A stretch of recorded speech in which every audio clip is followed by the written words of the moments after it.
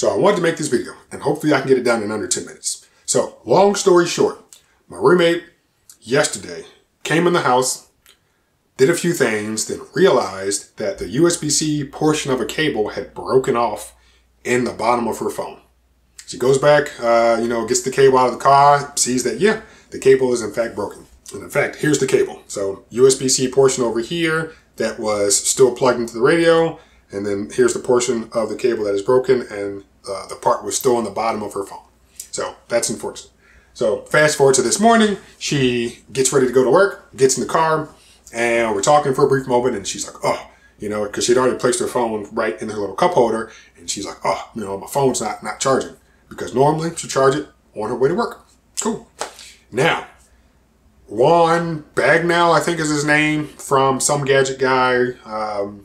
I feel like he says it best, and if I can find the clip, I'll include it. But essentially what he is saying is that iOS users, and I'll say definitely Samsung users, are constantly suffering from battery anxiety because charge speeds are slow and battery life isn't great. And I have another video that I might include in a link just showing that the battery capacity of the iPhone isn't good on the surface, and when you compare it to the competition, which the competition in this case is Android. Android manufacturers have no problem putting large batteries in a good portion of their phones, and you just end up with better battery life. In addition to better battery life, a lot of manufacturers are implementing true fast charging. So you plug your phone in, if you have a OnePlus, a Xiaomi, and I'm satisfied with the results for my Zenfone, but the new Zenfone also now has faster charge speeds. But for those companies in particular, and not just saying it's limited to them, you have the option of getting, 65, 90, 80, 100 watt charging. And yeah, your phone charges relatively quickly, extremely quickly, and the battery capacity is large. So you end up with a battery that charges fast and truly lasts no less than 1 day. Now, I am not a heavy user, so I can't speak for people who will be on their phone all day or have, however many hours of screen time. Like, yeah, I'm not a heavy user. But in my experience, using my Xiaomi 14, as well as my Zenfone 10 and 9, battery charge times and battery life, i.e. battery capacities, are really good. If I could just quickly say that this phone has a 5.9-inch screen, meanwhile the iPhone 15 Pro Max has like a 6.8-inch screen, so almost a full inch bigger diagonally. However, the battery size or the battery capacity in the iPhone 15 Pro Max is just a small amount larger, and hopefully I will put something on the screen. But you can see that, yeah, for a phone that is substantially larger physically, the battery capacity is marginally better. The battery capacity in this phone is bigger than that of the regular iPhone 15 and the 15 Pro, not the Max. So ASUS has decided that, hey, let's put a dense battery in a phone this small, and you end up with all-day battery. The Xiaomi 14 falls in between the 15 Pro and the 15 Pro Max in terms of physical size, but the battery capacity is bigger than both. Charge times are way faster. So great. So I guess the point of this video is, yeah, I've made it clear that I feel that Android is a better operating system. And I know I've never said this before, so I'll, maybe allude to it that I think the word that I'm trying to use, existential, maybe is what I'm trying to say. I'm not sure. And the research shows that when you have either heterogeneous groups, so groups mixed of people, or homogeneous groups that are all, kind of the same people, the groups that are heterogeneous usually perform better. They have people who come from diverse backgrounds, and they're able to bring that to the group. Now, I feel that it's the same thing with Android versus iOS. Android, yes, is made by Google.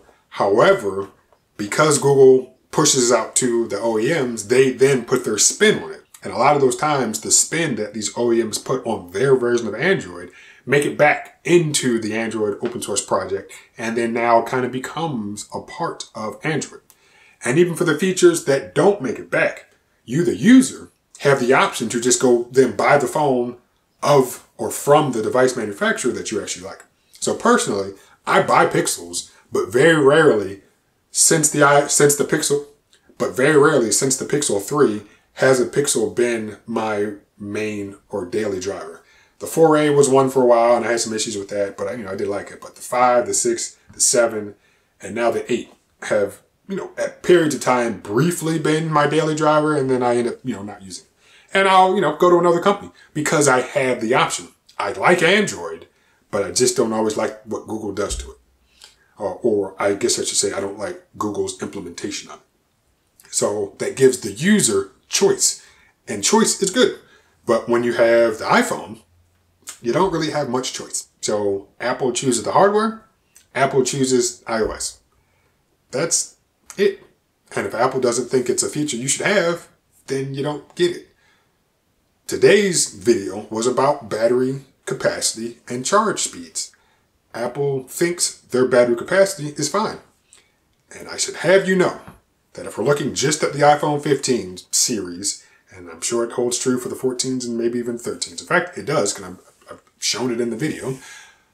Apple puts a smaller battery in the regular Pro than what's in the non-Pro phone. So the battery in the iPhone 15 Pro is smaller than the battery in the iPhone 15. How did that make any sense? But that's what Apple decided. And for those Pro users out there, that's what they're stuck with. So looking at the phones I have in front of me and thinking of the ones that are available, yeah, you have batteries that aren't great. Like I feel like Samsung could do better, especially for the regular phones, so the S24, the S23. The Plus and the Ultra, yeah, battery capacity is fine. But if you buy one of the A-series phones, I think you get like 5,000 milliamp hours. So you get a massive battery in those guys. But it's all about choice. So I didn't want to make this too long. And I know I've said it in other videos. And I know that the iPhone is popular here in this country. I think over 60% adoption. But keep in mind, please keep in mind that the United States makes up between 4 and 5% of the world's population. So just because people here think the iPhone is good, I feel like the rest of the world has realized it really isn't. And some might say, well, that's because these other countries can't afford the iPhone. And even if that is true, maybe you should look at yourself and your purchasing decisions, because yes, the iPhone starts at a flagship price and they really don't give you much for it. So it seems like other places have realized, yeah, we're not going to pay that much for a phone because there's no reason to, and you don't really get much for what you pay for.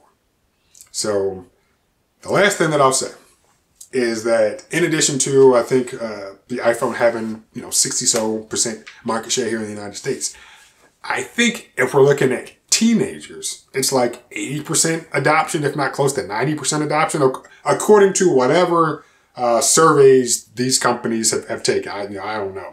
But the last thing that I want is to be aligned with teenagers, thinking that, oh, these teenagers also think this is a good idea.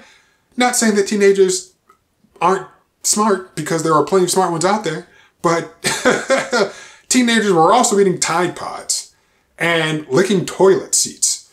So keep in mind, those are the same people that are probably like, yeah, I want an iPhone. So I'm just going to say, teenage me probably too would be like, oh yeah, iPhone, because of iMessage, because my friends have it. But adult me is like, yeah, kind of sucks that Apple chooses to not open iMessage or is taking forever to adopt RCS. But outside of that, there's nothing that the iPhone can offer that Android doesn't offer a similar thing or a better thing. But the last thing I'm going to say is that the group of people who have adopted the iPhone upwards of an 80 to 90% market adoption rate, or whatever the term is, are also the same people that were eating Tide Pods and licking toilet seats for likes and views.